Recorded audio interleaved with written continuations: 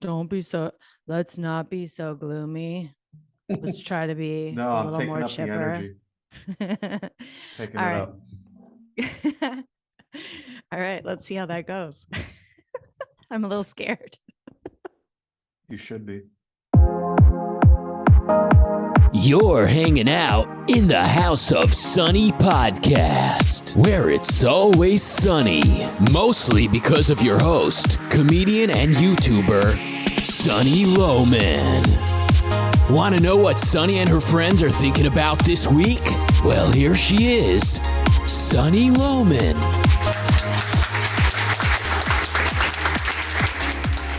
Hey, everybody. Welcome to the House of Sunny podcast. I'm here with Doug from The Rational Capitalist. Hello, Sunny. I think you can see Pierre over there. He's a little black Blob puddle right here. Mm-hmm. Hopefully he won't bark, and hopefully I will have power for the entire show. That would be nice. We're going to start out. I don't even know how to introduce the topic we're going to talk about. We're going to talk about like psychological problems, like cognitive dissonance, and how we're experts on that. How this spreads. Yeah. Doug over the weekend got his degree in sociopsychology. Over the weekend, I have a lifelong affair experience with psychological problems. I listened to a Gad Sad podcast, so I'm ready. And anyway, no, we have an article we're going to share with you. But I do have a royal report to start with. Now it's time for the House of Sunny's Royal Watch. By the way, last week was really gloomy. Like, we had the dinner lady on and you were crying like, can't do this anymore. That's right, I cried on last week's podcast. Over the dinner lady. And like, it was very sad, but kids are starving and the Europeans are buying their furniture for like energy. Like, yeah, it's way serious. Okay, so let's start off with some really sad news. I'm sorry to say, but there's some sad news out of the UK. Grave news, if you are a liberty lover, in my opinion. The Queen is dying. Oh, yeah. They put out, her family has now flown to her bedside in Scotland. She's either dead or dying. I mean, who knows when they announce these things, but the prime minister got a note, like everything is happening. And that explains why I got a Babylon Bee breaking news. I thought it was a total joke. It says Meghan Markle concerned Queen's death may yank her from spotlight for a few days. Yeah. Ouch. Ouch. Poor Babylon Bee. Well, poor Meghan. Well, this is going to totally disrupt her. An hour ago, it was reported that Harry and Meghan were flying to Scotland, and then it was reported just Harry. He's left her in London. And I'm sure that was what they said to him. I would bet $1 million. They said, you can see your grandmother on her deathbed if you don't bring her. Yeah. Otherwise, you can't come. 100%. And he probably made that choice because this is it, she is not welcome. And I would be surprised if William even talks to Harry during this thing. But, things like this can bring people together. But they can also, in my recent experience, highlight some of the issues within your family. I actually think family death is really stressful, and people get very emotional, and especially when your grandmother's the queen and bad things happen. Yeah. And if your grandmother's the queen, it's not like your $100,000 inheritance that we're dealing with here, right? This is real secession. It's real secession. It's power. It's recognition. It's influence. It's money. There's everything wrapped up in this. Charles is finally going to take the throne. He's been waiting his whole life. He's in his 70s now. He's very, very old to become king. Charles. Mm-hmm. Who knew that his mom would live to be 96 and that she would not, I'm glad that she didn't step down. There was a lot of pressure for her to sort of, you're getting older, you have to like abdicate, but that isn't how it ever worked. Kings and queens never said, oh, I'm getting old, I'm gonna step down now and let my son take over. They just delegated stuff but they remained with that title because you get the title due to your birth and it goes away from you due to your death. That is the way it's supposed to be. And so I'm glad she did that also because I don't think Charles is going to be very good for the world. But now Charles, that's pretty old for a prince. Isn't a prince supposed to be like a young man, like the Disney prince? Yeah, like a young hot guy. Like he's a 70-something-year-old prince. That, like, dude, you're not a prince. And princess too. That's kind of you think of youth when you think of those two things. Is he married? Of course he's guy? married. Do you not follow? Follow this, Doug? I don't. By the way, I think the bright side of this energy crisis is maybe it'll be so cold in Britain that like it'll temporarily like put the queen in cryogenesis or whatever. Yeah, they can just freeze her corpse. Just put her outside. Dude, this is too soon. She's not even done. It is too soon. But wait, he is married to some old lady or something who's going to be, is she going to be she's not the queen she though. Is going to be queen. No, what's her she's name going again? To be princess Carmela? consort or something like that. She does have a title, and the queen arranged for her to have a title when the queen dies, that she gets this title the same as her husband had. Prince Philip had a title, consort. It's like first lady kind of a thing. Yeah, and I mean, it's actually pretty contentious because she's, divorced. They had an affair while he was married to Princess Diana. Like they've had to rebuild their whole image, which they've done. And then the queen has given her a title. And so usually you want your monarchs to be wholesome examples of British culture. So it was controversial, but she will be getting a title. And I don't really care. She seemed whatever. I'm more worried about King Charles because he is a globalist. He rubs elbows with all those Davos crew. Yeah. He is hardcore. He's like an aging Greta Thunberg. He's a how dare you? How dare you? How dare you, you British serfs? That's King Charles. So by the good impression, by the way, it was uncanny. Was it? It sounded just like Prince Charles and Greta Thunberg mashup.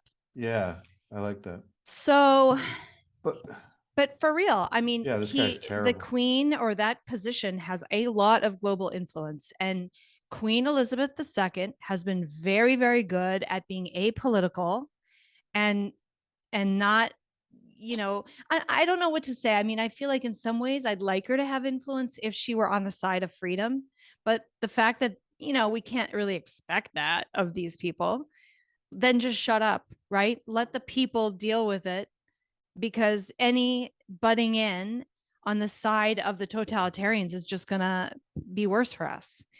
And the queen has been very good about that. Charles is going to be terrible. He's like an aging male Meghan Markle. He is very opinionated. He's never been able to keep his mouth shut about politics, especially environmentalist causes. Like I said, he goes to Davos. He rubs elbows with all these guys, and they probably have like is he a dirty pictures on him. Pedophile too, like Andrew? Do I know? I don't know. I'm not sure that Prince Andrew is. I know that sounds kind of crazy, but one of my go-to sources for British goings on, and I really trust her and trust her judgment, is Lady Colin Campbell.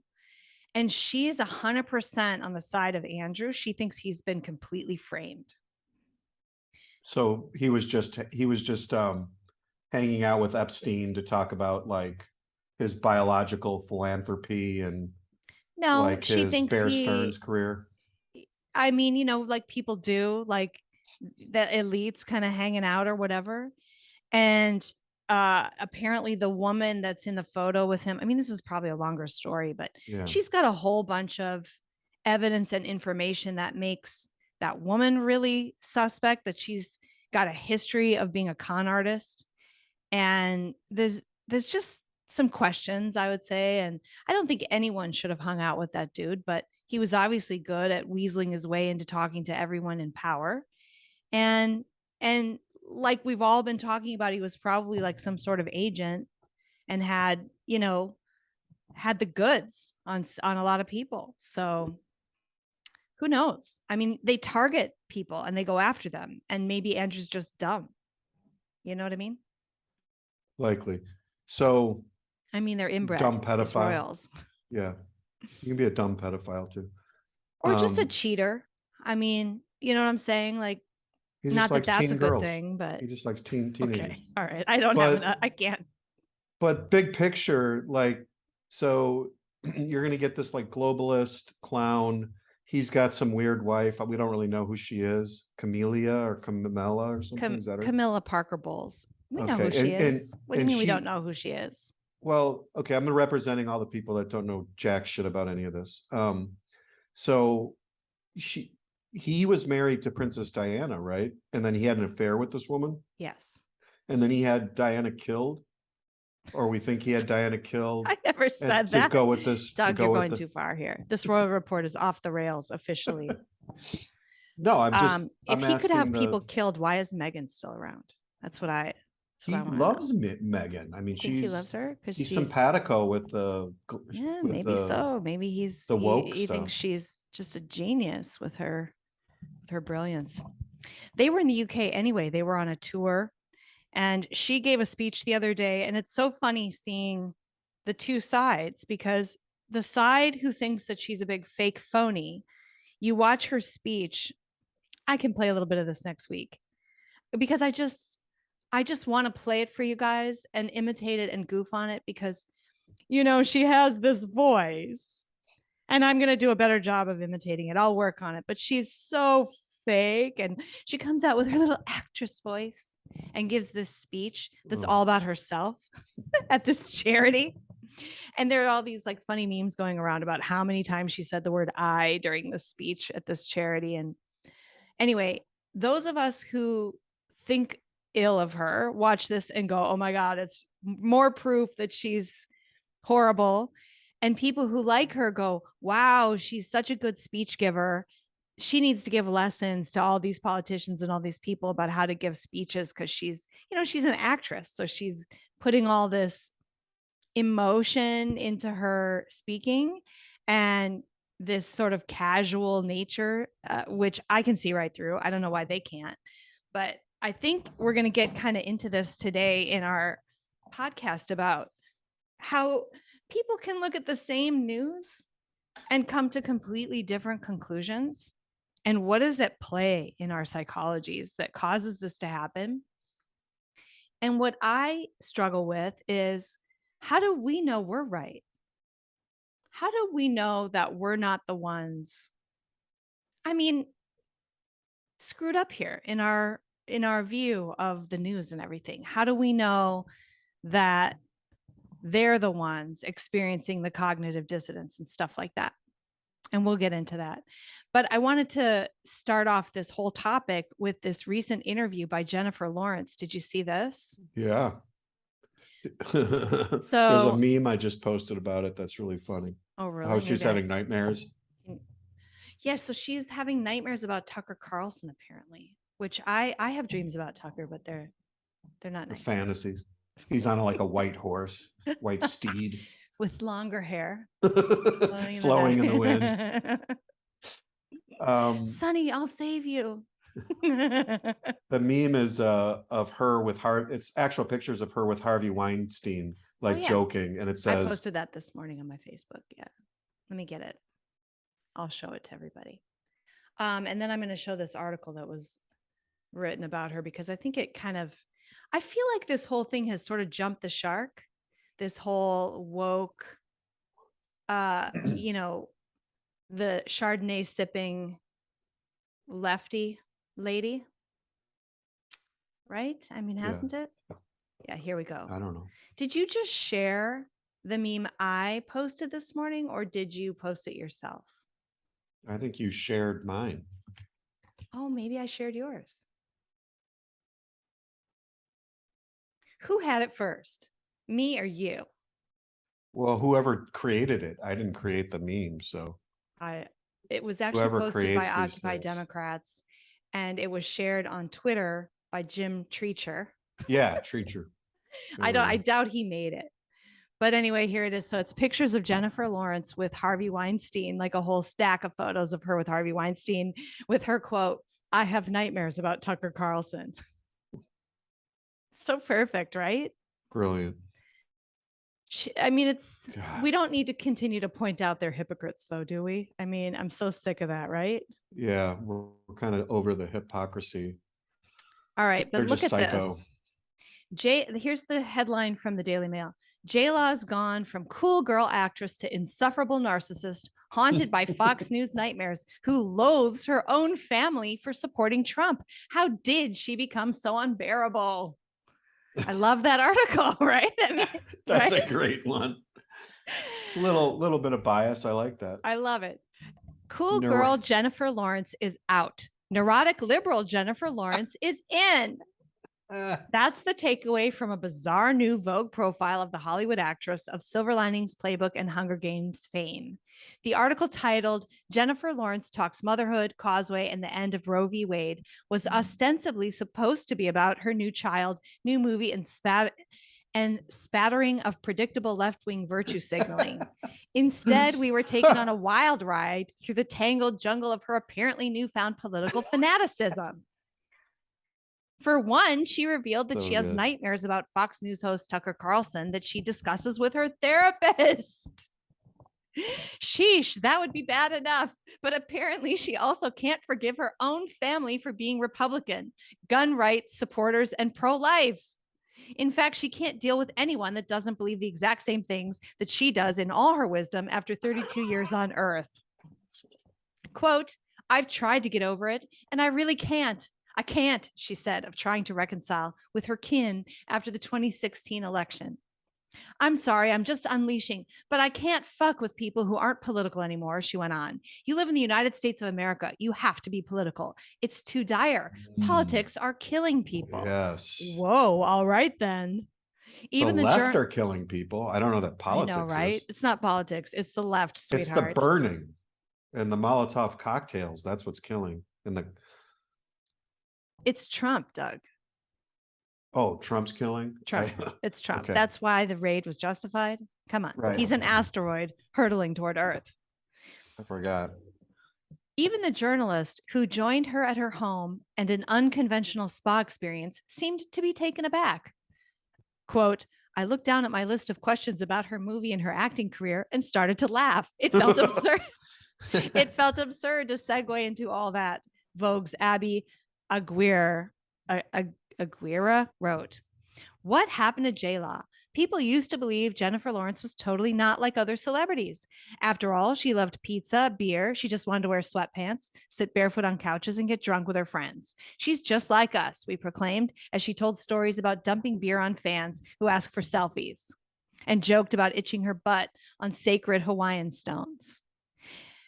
As she uncorked a bottle of white wine, she warned me that she was in a mood, the journalist notes in the profile. Not a bad mood exactly, but a consistently emotional one brought on by the Supreme Court decision overturning Roe v. Wade a few days earlier. Emotional indeed. After the interview, Lawrence blew up Aguirre's phone for days with unhinged text, hitting every left-wing talking point she missed during the interview. Politicians are too old. Men shouldn't have an opinion on abortion. Guns are bad, and the Supreme Court is undemocratic. Was Lawrence always this terrible? Now the actress comes off as completely insufferable, playing the typical rich, liberal white woman who complains about her male white brethren, unloads her problems to the best therapist in the city, and is still absolutely miserable. It is kind of So a thing. good. It's like, she talks in this thing about not being able to like get along with her father and her family because they are Republicans. And, she just had a baby. And I think about like when I had a baby and the transition I went through was really the exact opposite of her, where I valued family more. And I actually had a new perspective on Roe v. Wade that my kind of ignorant brain didn't have. That sort of third trimester, that's a baby in there moving around. And I saw my baby on ultrasound moving around, even before I was showing. Knowing things like that when you go through pregnancy, and also the deep feelings that you have for your unborn children when they're inside you, it changed me. It changed my ideas about abortion. And I'm not saying that I changed my legal opinion about that based on that, but it definitely gave me more emotion to be empathetic or sympathetic to the pro-life view. That was sort of the first step for me in breaking down the psychological pro-choice barrier that I had, I would say, where I just regarded those. I didn't fully regard them as crazy. I'd heard the arguments. I knew they thought it was murder. I didn't think of them as religious fanatics. I thought of them as just having a different opinion than me. And then that last one, I thought, now I really see even more why they think this is murder. And instead, she went to the other extreme. She's more angry about Roe v. Wade. She hates her family even more. She's become less conservative after having a family. I don't understand that. But I think that happens to a lot of people because obviously the number one demographic, the number one annoying lefty demographic is white women, right? It's this. Isn't that the one that's voting all like for Joe Biden primarily? 100%. That underlies my view that women should be allowed to vote. Yes, thank you. Not because some women aren't capable, but just tactically. Tactically, right. And you're in tactical mode. I don't think that's a great stance, like the no women to vote thing. But there has to be something we can do about white. I told my wife that view, women. by the way, that it didn't go over. Didn't go over very well. No. The problem is, yeah, I don't think so. I don't think we can do that one. I think putting the genie back in the bottle on that one. I don't think so. And I think you can do it in different ways with.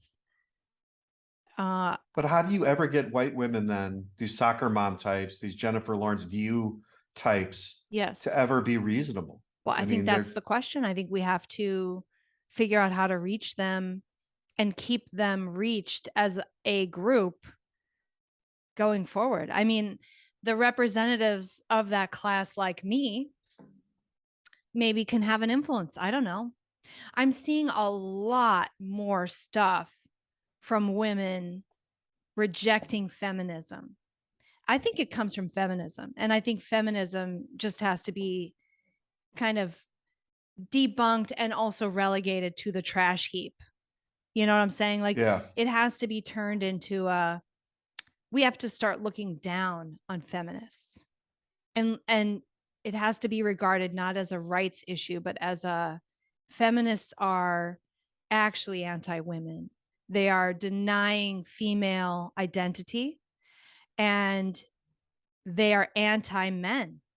So it's really kind of an anti-human viewpoint. And I think if we can, I don't really know. I have to think about it, but they have to be reachable. Like any other group, they're reachable. They're reachable, I mean, I can only speak to my own experience on it, but it seems like the typical type of view demographic, they're completely ignorant is probably the generous word of history, of facts, and everything kind of just synthesizes into this emotional stance, sort of like the J Law and the View and the just Trump, and it's not there. It's not accompanied by any kind of nuance thinking about policy or like, okay, what are the long-term implications of this? Maybe good about that, maybe bad about that. An understanding of economics and the system. That's just too much. I don't know if it takes all that. I think, our problem is that we have this, everybody's really stupid and ignorant and they think they're not, first of all. And so our education has been so bad. It's been so bad. And I feel like the older I get, the more I'm even learning the more I learn how ignorant I am. You know, you and I were just having a sub thread on the side with a couple of friends yesterday about Jamestown and Plymouth and what went on there, and how those two settlements maybe influenced North and South and slavery. And one of the things that I learned in that podcast, it was like an Epic Times video series that a friend had recommended, was that the first legal slave in the United States was a black man owning another black man. And so we've allowed them to sort of shove this fake history down our throats in the schools and also the media. So what's happened is we allowed people to take over all the means of information, and people are brainwashed. Like, they're literally brainwashed. And maybe women are more susceptible to that. Maybe that's all. They're less able to see the logical fallacies because of their because emotions take a higher priority with us than they do with men.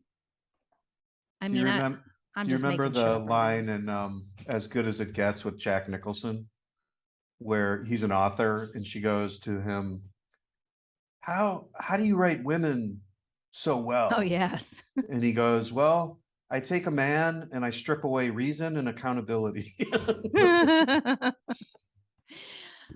Gad said I was listening to a podcast or a little snippet from him, and his whole parasitic mind thing. Yeah. I mean, just taking gender out of it. He talks about idea pathogens and postmodernism being like the number one idea, mental virus. And what he talks about is that, human beings are integrations of emotion and thinking. They're not separate, they're integrated. And the problem, when you're facing reality and deciding what to do, you have to consciously decide how much weight you're giving to emotion or thinking. Like, when do you need to pull back and get more logical and get more rational? And when do you need to just let your emotions flow? And he says postmodernism breaks down the thinking part and makes the thinking less powerful, I guess, within a person, and the emotion then becomes more powerful. And so, I mean, women just maybe have that more. I think we are more emotional in general. Our emotions are more intense. Our personalities are more on the neurotic side. If you're looking at personality testing and stuff, I think women majority are more neurotic. They're more open. They have, different traits that are good. They're positive things. They contribute and they add to our world, but they can also come with some dangers. What cracks me up is when people say, oh, if only this world were run by women, it would be this like soft, kind place. And I'm like, have you hung out with women? Because that is not true. Women left to themselves are susceptible to the psychopaths within them, amongst them. They have no weapons against the little psychopath females, because we are evolved to be kind of passive and friendly and let the group sort of, do its thing. And so if you get then one female in there that's on the fringe side of the bell curve and is more toxic, watch out. That we don't have, like, we can't punch him in the face like a guy would. We don't have any way to deal with it. So, yeah, women should not be in charge, but I want a vote, and I don't know. I just think there's got to be a way to reach us. Get rid of feminism. When you run into women who are Republicans, who are Trumpers, who are hardcore on that side, they're great on that side, right? I mean, they're fantastic people. They are the ones bringing everyone together. They're the ones baking the pies for the get together. They're They're No, great. in all seriousness, the people I've dealt with here that are the most effective are all women. They're more Like the right-wing women. conscientious. Yeah, They get they're shit really done. detail oriented. They're That's right. organized. They get shit done. And the guys are sort of like, "Whoa, whoa, whoa, whoa." And so no, I totally agree with that. Yeah. I love this move. I mean, when you think about the strongest personalities on the new right, it's almost all women. Women There's a couple of men, but and it's Black mostly people. Women and Black people. And I think the reason for that is that white men have been crushed psychologically into being less aggressive. They're so afraid of sort of showing their aggression. I just don't think they're taken as seriously because there's so many voices on that side. I think if you have a Candace Owens or like a very attractive, beautiful, hardcore conservative woman, it's such a unicorn that it attracts a lot of attention and people love it. Yeah. But there are a lot of, I see. Yeah. Anyway, let's look at this article because I think that's where we're going with all of this is this article. And, well, it was authored by Kit Knightley via offguardian.org, but you sent it to me from Zero Hedge, 5 psychological experiments that explain the modern world. And let me just share my screen a little bit. I'm just going to read some of this. All right. So 5 psychological experiments that explain the modern world. The world is a confusing place. People do things that don't make any sense, think things that aren't supported by facts, endure things they don't need to endure, and viciously attack those who try to bring these things to their attention. Any casual reader of the alternate media landscape will eventually come up with a reference to Stanley Milgram or Philip Zimbardo, the Ash experiment, or maybe all 3. I don't even know these names, so let's go through it. Cognitive dissonance, diffusion of responsibility, and learned helplessness are phrases that regularly do the rounds. Okay, so there were these social experiments. The Milgram experiment. Yale psychologist Stanley Milgram conducted a series of experiments. Okay, the setting is simple. Subject A is told to conduct a memory test on subject B and administer shocks when he makes mistakes. Subject B does not exist. The shocks are not real. But the actors would cry and ask for help or pretend to be unconscious while subject A was encouraged to continue to shock them. The vast majority of subjects carried on with the shocks despite the distress of subject B. Okay, so this is diffusion of responsibility. As long as you have somebody telling you to do it, if you can have an excuse for doing harm, it's really not your fault. You won't be held accountable. I didn't have a choice. Okay. I mean, aren't we seeing this everywhere right now, especially with the COVID stuff? When you think about masking kids, and I'm just following what the CDC says, I'm just abusing children. I'm a teacher and I don't like these masks, but I'm going to make the toddlers in my preschool wear masks because the CDC said so.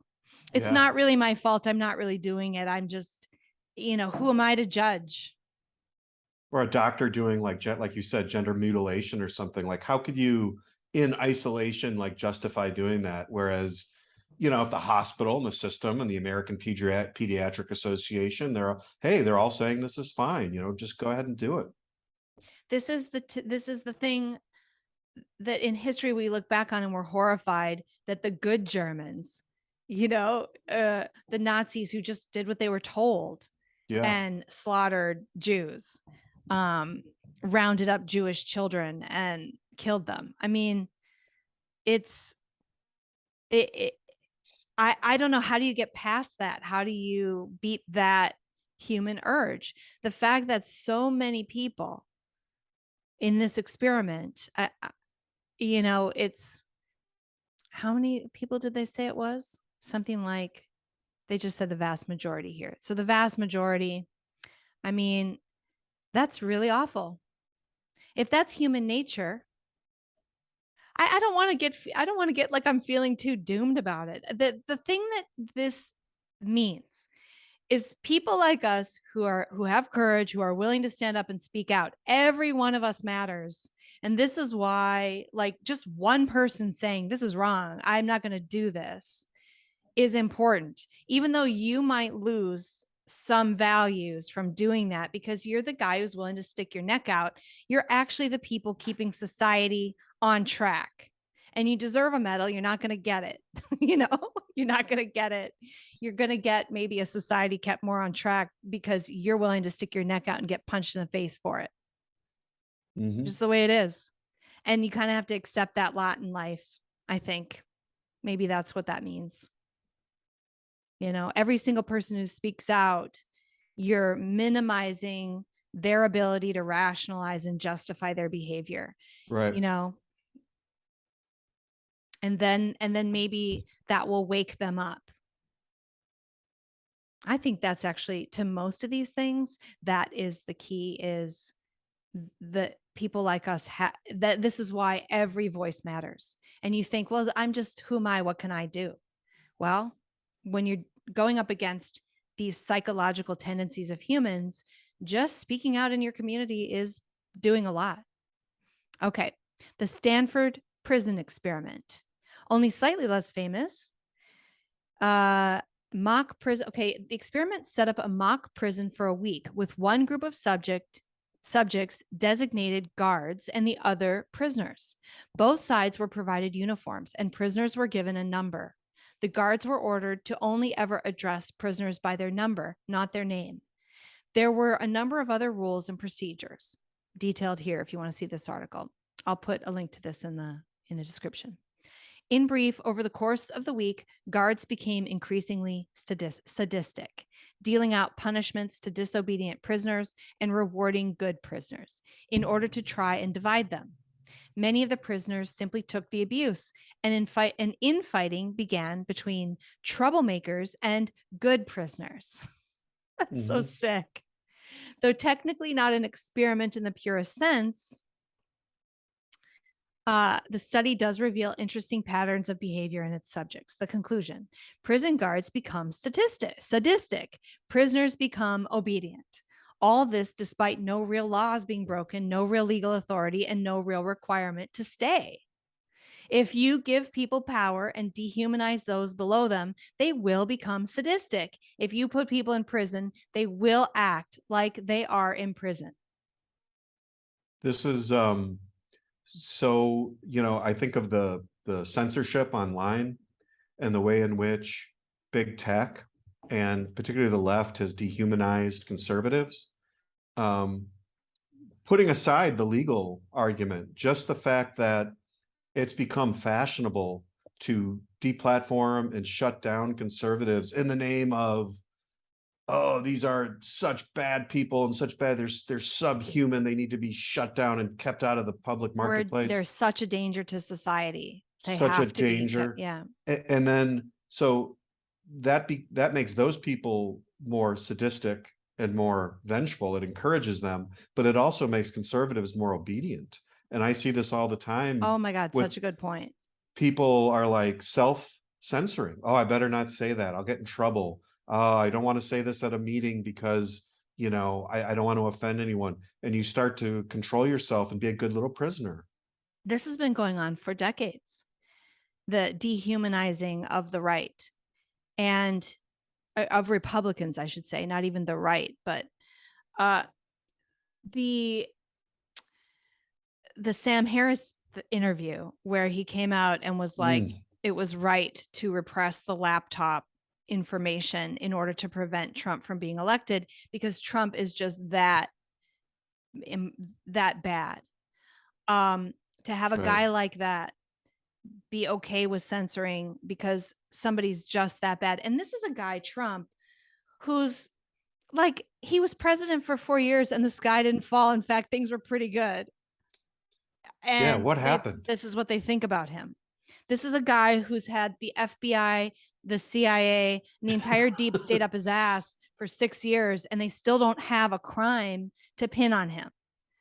And that guy is a clear and present danger to our democracy, right? and the reason is, Doug, it's true. And you know why? Because he's the guy who gave us permission to stop being obedient. right? With his attitude, Mm-hmm. he is the prisoner who wouldn't be a prisoner anymore. Mm-hmm. He came out guilt-free, opinions about immigration and It's a things like great that. point.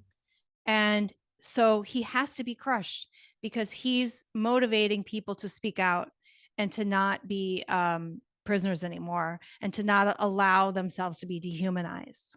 That's a great point.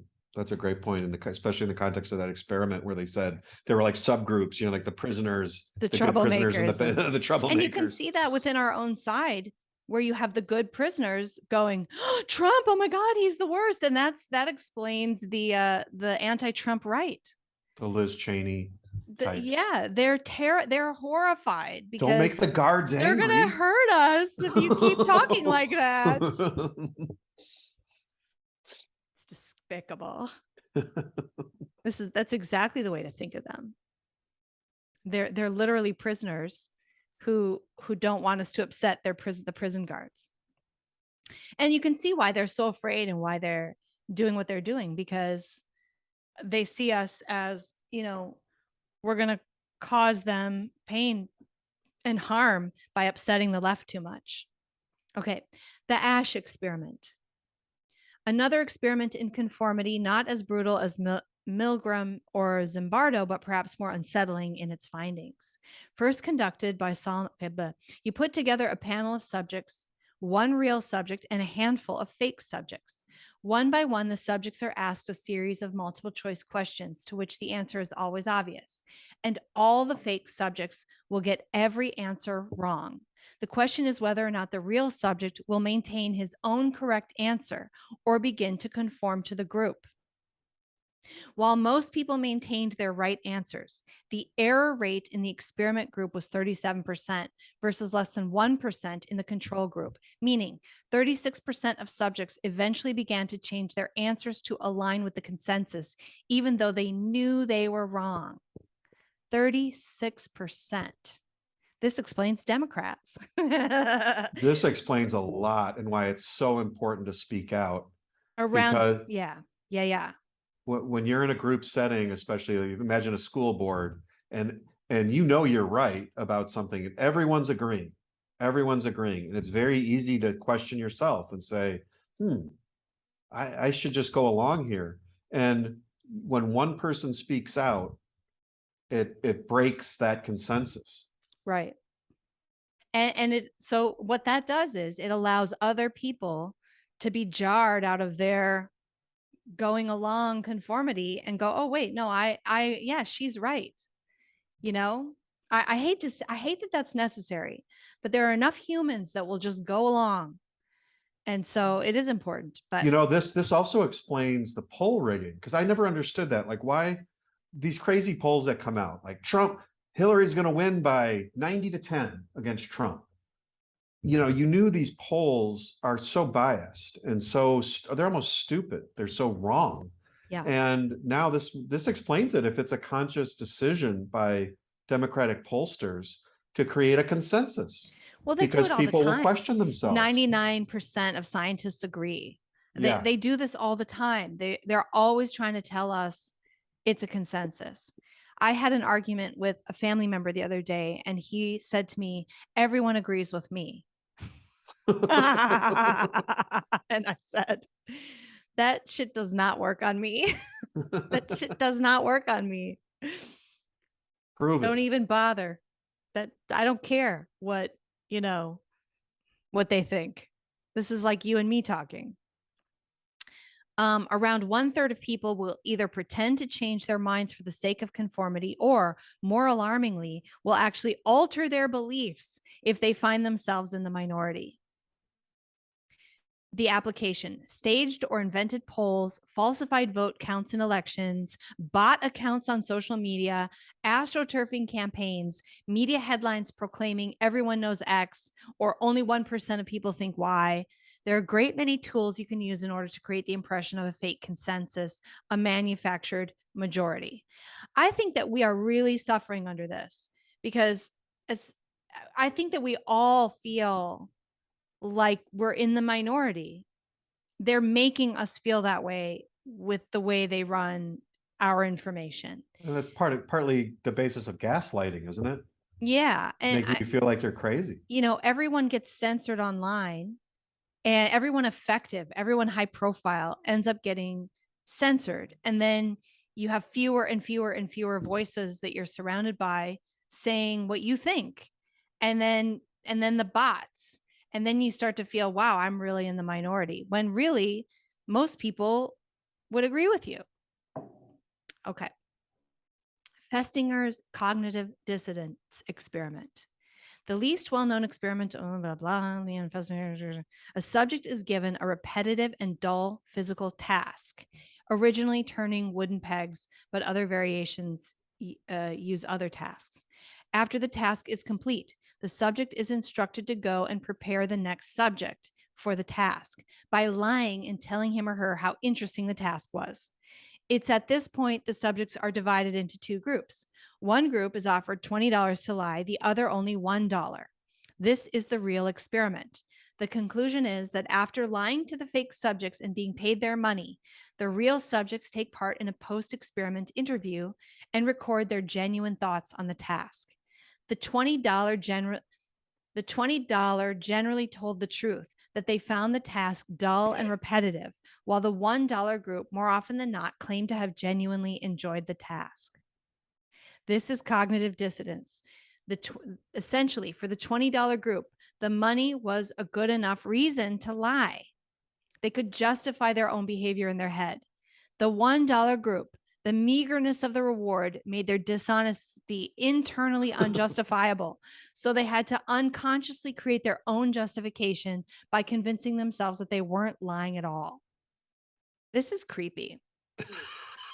So if you offer people a small reward, they'll pretend to enjoy it to justify only making a small. That's amazing. Yeah. So the application for this is casinos, computer games, and other interactive media use this principle all the time, offering players very little payoff, knowing they will convince themselves they are enjoying playing. Big corporations and employers can likewise rely on this phenomenon to keep wages down, knowing that low-paid workers have a psychological mechanism that may convince them to enjoy their jobs. Creepy. I don't know how that fits into politics as much. What are your thoughts on that? I think maybe you could get at people who are very biased in their studies, like kind of just general people, but it might be a bit of a stretch. The people that just your sort of everyday average person who's getting paid to do something, it just goes to the fact what people are willing to lie to themselves to justify many things. And you have to really be aware of that and who's most incentivized to lie to themselves, not just to you, but to really believe their lies. People that are doing stuff voluntarily, as this says, they're probably not going to lie about it. And people who, in other words, people that aren't really incentivized in some way, don't really lie, but the people who they got something, but it's not a lot, but and then they start, so just be aware, I guess, of that people lie to themselves about justifying their own views. This is why, I always feel like the real crook politician to me is cleaner than the ideologue. I would rather be dealing. I think this way about Carrie Lake. She's so effective. She's such a good communicator. She's based. She's a ball buster. But I think that I think she'd probably be corrupt. She just oozes to me a certain narcissism, a certain level of narcissism that is uncomfortable to me. But it's like, well, she's our narcissist. So how do we keep her incentivized to be on our side? I think she's the $20 person willing to lie for the $20. I don't know. Maybe I'm wrong about her. I used to think that about Candace Owens. And now I think either she has softened or I've come around for some reason and I like her now. But I think she's genuine. I do think Candace Owens is narcissistic, but maybe not like a narcissist, you know? This also explains though why people won't take responsibility for their actions in a lot of like everyday situations. Like I've noticed this way more, especially just average average interactions with people that aren't super incentivized one way or the other. They're just, instead of just saying, oh yeah, we screwed that up, I'm sorry, you're gonna have to wait 10 minutes. It's like, oh, this happened and I'm sorry, but this guy was late. It's not my fault. It's the mistakes were made, but not by me mentality, which is like the essence of cognitive dissonance. And it does underlie like just this absolute abdication of self-responsibility in this, especially in the younger generations. Maybe that's it. Maybe the people susceptible to this most are people too insecure to sort of take ownership for their mistakes. Mm-hmm. It's an interesting I've always one. wondered about that. Like, why are people so afraid to say, I don't know? Especially like commentators and everybody wants you to have an opinion about everything. And I don't know how many times I'm like, I don't really have an opinion about that. I haven't looked into it. I don't really know. And I don't want to look into it. I don't want to have an opinion. When the whole George Floyd thing happened, Oh, God. Believe it or not, I have still not watched that video. And I think at the time, my whole thing was, I don't live in Minneapolis. This is a local issue. This isn't a national issue. Whatever's going on with that police force and in that particular situation, that's up to them. I don't want to know about it and I don't want to have an opinion about it. And to this day, I don't actually have an opinion about whether or not that was right or wrong because I didn't look into it. Well, and especially if you were on a jury, you'd have 2 months to observe all the evidence and all the contextual factors.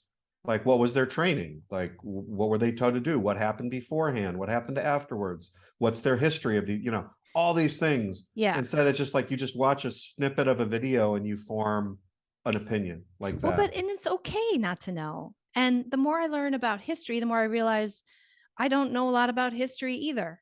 There's so much to know. So everybody, I wish people were more comfortable with that and more comfortable. What's weird about our society is how uncomfortable people are when you won't take a stand. Mm-hmm. You're supposed to take a stand on everything. And it creates people taking stands before they've thought it through, before they have any information. And then once they do that, now they have to justify it. Well, this is the silence is violence precept of the woke progressives. It's an attempt to radicalize everybody. That you see the it on essence the right too. of action is or the essence of virtue is action. I see it on the right too, though, like with abortion and things like that, or in the liberty movement, if you can call it that. All right. Here, number 5, the monkey ladder. All right. Very famous experiment you've heard cited. Okay. 5 monkeys are in a cage with a step ladder in the middle. Atop the step ladder is a bunch of bananas. Each time the monkey tries to climb the ladder, they are sprayed with ice cold water. Eventually, the monkeys learn to avoid the ladder. Then one monkey is removed and a new monkey is introduced, who naturally goes straight up the ladder for the bananas and is set upon by the other 4 monkeys. Then a second monkey is removed and another new monkey is introduced, and so on. Set upon by the 4 monkeys, including the one who's never been sprayed. They continue to replace each monkey until none of the monkeys have ever been sprayed, but they won't let anyone go get the bananas. So they've learned not to get the bananas, even though they don't know the negative consequences. So you just follow. This is just rule following, societal rule following. We all encounter this all the time. This is a difficult, especially growing up in the Midwest. Rule following, I don't think this happens as much in New York or the East Coast, which is why it really surprised me how draconian their COVID stuff was, like masks and stuff. You would think that the New York, sensibility would caused total chaos when they tried to mandate like wearing masks, or if somebody's yelling at somebody outside to wear a mask, you'd think that would like get someone into trouble in a culture of disobedience, like you think of the East Coast. But instead, they were the most compliant. Well, that side point here, that's the really interesting point. And I think the reason is that the demographics of cities have changed, and there should be a whole nother pod, but the cities used to be, centers of uniqueness and individuality, and people going there from rural towns to explore and be different. And they'd worked in manufacturing and all sorts of things. And there was a good article recently about how city demographics have changed to more of a financialization and securitization and media and bars. So you end up with a totally like left-wing progressive demographic, and it's all groupthink. So it's sort of like the opposite is true. I find more argument with farmers and rural people and smaller towns than you do in these cities where everyone falls into line. Right. Yeah. More. And they're used to being more self-reliant. And so they don't live their life according to shoulds and rules as much. So they have more of a natural inclination to go, well, really? I grew up in the city of Minneapolis in the Midwest, and I definitely had, as much as I have a spicy personality, I had a rule following kind of thinking. I don't know. And then in my mid 30s, I sort of identified that, and I started to question, you see a rope, don't cross this rope line. Well, why? Little things like that in my life. I just do what I want to do. And part of this happened at work because I realized it was better for me to just do what I thought and apologize later. There's that whole saying. Yeah. Apologize, ask for forgiveness rather than permission. Yeah. And that is a really good thing to live by. And I try to live by that. I do what I think is right. I do what I want to do. I ask forgiveness if I screw up, rather than looking around for permission to do something. And isn't that being an American? Isn't that the typical American spirit right there? Totally. We need to get back to that as a group. We need to get back to self-reliance, individual responsibility, and independent thinking, and not groupthink, which is the essence of progressivism. And these cultural centers now are not at all centers of individuality and individual expression. They're indoctrination centers of conformity and groupthink. Yeah. They're disgusting. And we have to watch that we're sending our kids into environments that train them up to be compliant prisoners. If you think about what a school is like, these authorities and the devalued, dehumanized group of kids that are just supposed to follow rules, and it does seem like we're sort of, if we take these experiments, I mean, it's hard to say, because on the one hand, parents and adults are the authority around children, and children do need boundaries and guidance. But on the other hand, aren't we raising them to be compliant prisoners of a security state? Mm-hmm. Absolutely. Yeah. So were we going to be more chipper this podcast? I kind of forgot about all that. What? Yeah. I'm very chipper about this. Was there one more, or was that it? That's it. That's number 5. I really don't have anything else. There was a great tweet by Glenn Greenwald yesterday. Just look him up on Twitter. He's great. He did a thread on the censorship going on in our world, and kind of just said, look, everybody, take a step back. Look at what's going on. This is serious. Like it's gotten really out of control. It is state plus private. it's fascist censorship of information and thinking. And he just gives a lot of examples and shows, how it's fascist. And this illusion of private companies is an illusion. Have you followed the discovery and the legal case that Schmidt and other AGs brought against big tech, where the judge now has allowed them to do discovery, and they've got reams and reams of evidence of collusion between government officials and the DHS and the CDC to put pressure on big tech to censor people for so-called misinformation. Is this for medical misinformation, or was it another, just everything? Everything, but no, I particularly haven't been COVID. Following this. So on my page, The Rational Capitalist, I've been posting a ton, but you can look up Eric Schmidt, Missouri AG, legal case against big tech.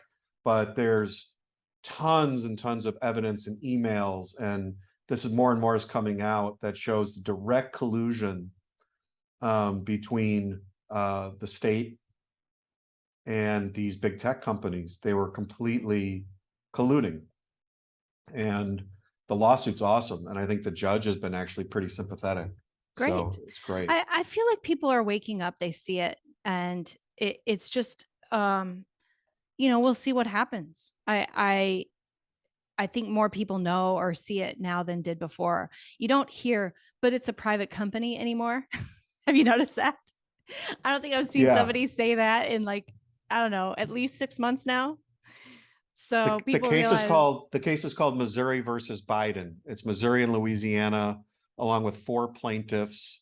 One of them is Martin Kaldor from Harvard, and the guy from Stanford, Jay Bhattacharya, and the nonprofit Health Freedom. Okay.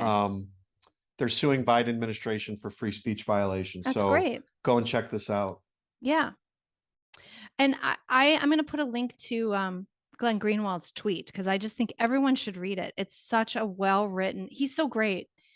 And he's so articulate, the way that he explains the seriousness of what is going on here and how it matters. And he even incorporates the Sam Harris thing into this. Yeah. And this is what's going on. And when you look at this Jennifer Lawrence thing, I think this is actually positive, because first of all, that was a Daily Mail article tearing her down and saying, what happened to cool girl Jennifer Lawrence? Now she's just a freaking insufferable narcissist. This is more of the mainstream attitude now, looking at these, what do they call it? The luxury beliefs.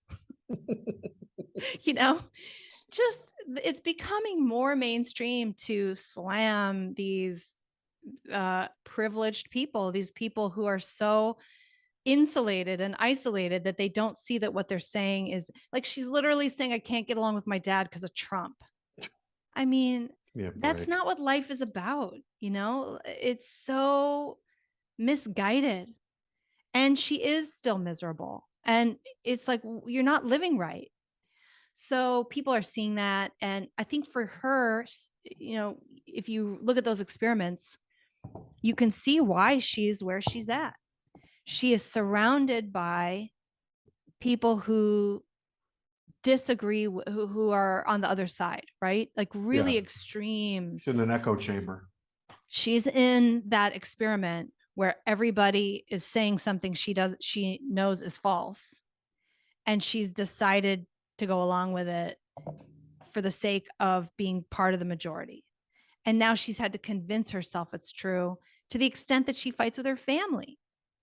I love the fact that article characterized her as this, like, the typical left-wing, virtue signaling. Like, that's an archetype. Yeah. And when something becomes kind of a cliched archetype that people are just, everybody knows that person. Yeah. It's a way to ridicule them. You kind of know where they're a caricature. Yeah. And then they can be ridiculed and isolated and ridiculed, and people will stop being like that, hopefully. And I'm seeing a lot more promotion of family values, real values, American values. I see a lot more Christianity, which, as a non-Christian, I don't, you know, I don't know enough about it. I'm not opposed to it. I think it's probably good for a lot of people. It helps ground them. It gives them a community of people who they can feel like they're part of a group and not be a leftist, because the only other community out there is this woke shit. So that has to be created on the right. And unfortunately, I think that does involve the church. I don't know how we do it without it, to be honest. Yeah, So it's hard to form. It's hard for people to coalesce around a shared set of moral values, secularly. yeah, And the left has done that through environmentalism Yeah. and through woke progressivism. That's the genius of it, is that it's a it's religion. infused with moral idealism and religion. And we on the right, who are sort of secular rightists Yeah. that don't go to church, where do we go? Well, probably with friends and political groups. There's a lot of political groups and organizations that you can Yes. join. But a lot of this is cultural, not political. And so it's how do you promote the value of getting along with your father, even if he doesn't share your political views? Like, this is the kind of value that we used to have in America, where people respected other people's autonomy and independence and their own process and their own experience. Yeah. That used to be respected. You didn't hate people for disagreeing with you. And you might have had a family member that you thought was a little weird or a little off, but you didn't hate them and you didn't refuse to go have Thanksgiving with them. That's the difference, isn't it? These are the values that people can get out of the church. I mean, where else are they getting it? And so I have a really hard time with church bashing, with Christian bashing. Well, the point that you just made, it can't be made enough, which is going from, I disagree with you, but you're my father and I still respect you, and I can still probably learn something from you, to your political views stamp a scarlet letter on you that makes you a witch that needs to be burned. Like, that's a religious, yes, freak out mindset. That's like killing Jews it's mindset. Fanatical. It is a killing Jews mindset. We all know it. We're looking out, we're seeing it's dehumanizing. And the literal next step is re-education camps. It is. Because you're saying those people are subhuman. They don't deserve to be normalized, to be spoken to be respected in any way. They're even garbage. If they're family, even if they're your Even blood that you family. love. I love my dad, but he's wrong and I can't figure it out. And like, that's what she's saying in this article. I can't for 1 second figure out like why someone who I've grown up with and respect and who's had this great life and everything else, he thinks differently than me. And rather than like inspect that and say like, I wonder why, I'm going to ask him some questions and try and get to the bottom of this. No, stamp the scarlet letter. He's burned. He's a witch. Take it away. She literally says those ideas, those political views are killing people. Killing people. So she thinks her dad is a murderer with these views, and that is such a fanatical point of view, that a Republican is literally killing people.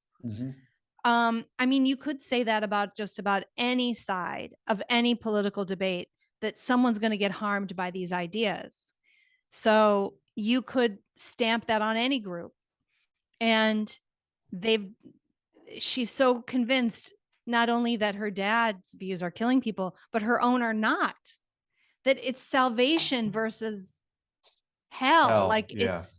it's black and white, heaven or hell thinking. It's very, very religious. And our side doesn't really have that. It's more of and we're more of an eclectic group intellectually. I think people on the right have a big, wide spectrum of their views on certain issues. I mean, just take immigration. You have people who want a lot of immigration and people who want almost no immigration. So just even on that one issue, you've got a lot of different ideas, but I think what we all share is the idea that people should be free to think. And there's a civil liberty kind of attitude. Well, classical, among the right.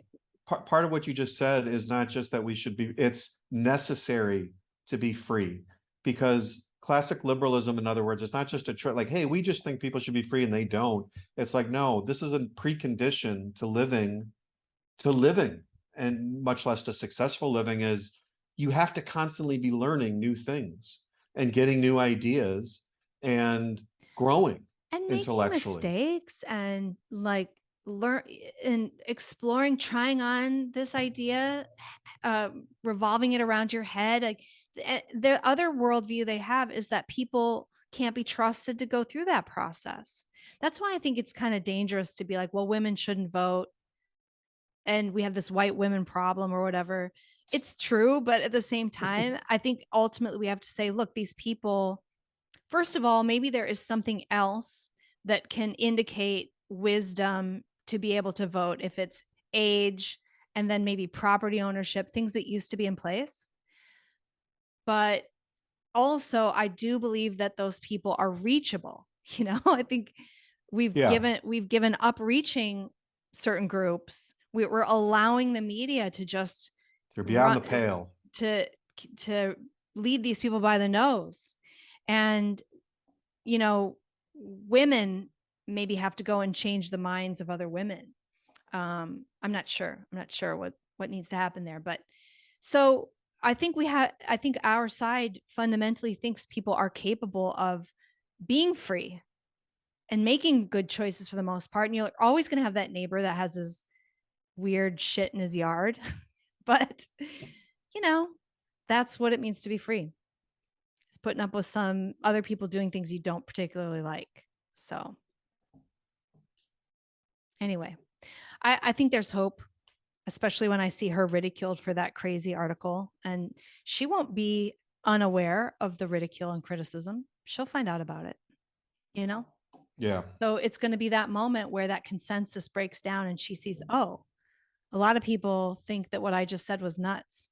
And it'll depend on if she's a $20 person or a $1 person and what she does with that, right? Mm-hmm. Yeah. How much cognitive dissonance will she go through to justify her current beliefs? My bet is that she will struggle very hard to justify her own beliefs and validate her own beliefs. And she'll have people around her that help her to validate her own beliefs and not change. It's very hard. Yeah, right. Which is the essence of cultishness. It's very hard to get out of it. Yeah. Yeah. It might take her a few years. Hopefully her family can reach her and get her out of that cult. Maybe they should pull up with a van, kidnap her and her child and take her to some deprogramming. We need to start having deprogramming centers for lefties. Yeah, for the left. Yeah. To educate them on American history and slavery history. No, it wouldn't matter. It doesn't matter. So? But we could make them prisoners and we could be the guards. Yeah. And then it would work because they would get switch this shit around. They would get a sense of, we would dehumanize them and then they would just start doing what we told them. Yeah. And we could, if we only paid them $1, we could get them to really agree with us. This is all we need is re-education camps. Yeah, I think we're taking the wrong message away from the psychological experiments. How can we be more authoritarian? All right, everybody, that's it for this week's podcast. We will see you next week, and probably there will be a King Charles. So we'll talk about that. See you next week. It's been the demise of bad ideas, and we'll know what's right when she's done. So download this free podcast now and give perspectives you may lack. It's concise and right and achieves world peace, guaranteed all your money back. Last time, ready?